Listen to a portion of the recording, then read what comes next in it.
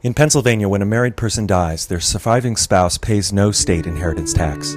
However, the surviving partner of an unmarried couple, no matter how long they have been together, must pay 15% inheritance tax on everything that they inherit from their partner.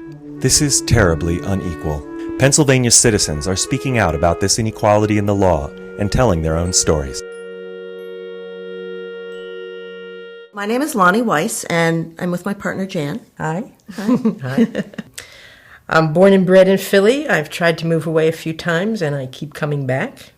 I met Lonnie a while back and moved to Madison, Wisconsin to be with her, and still came back to Philadelphia, but brought Lon with me. We've been together for 19 years.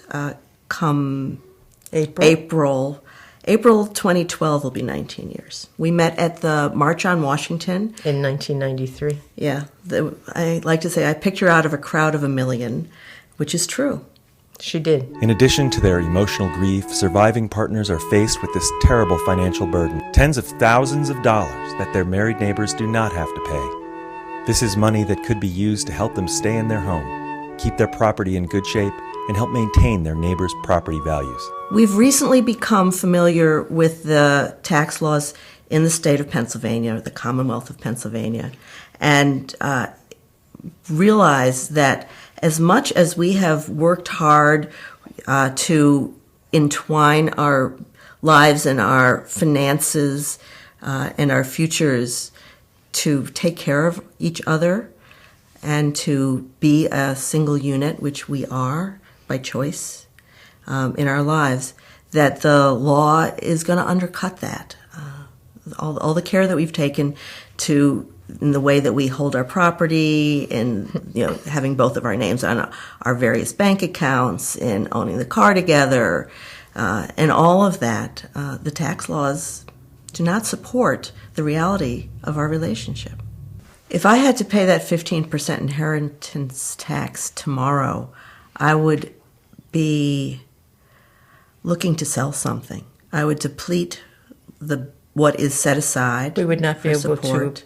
We wouldn't be. We'd have to sell the house, and then I'd have to figure out what to do and where to live and how to be.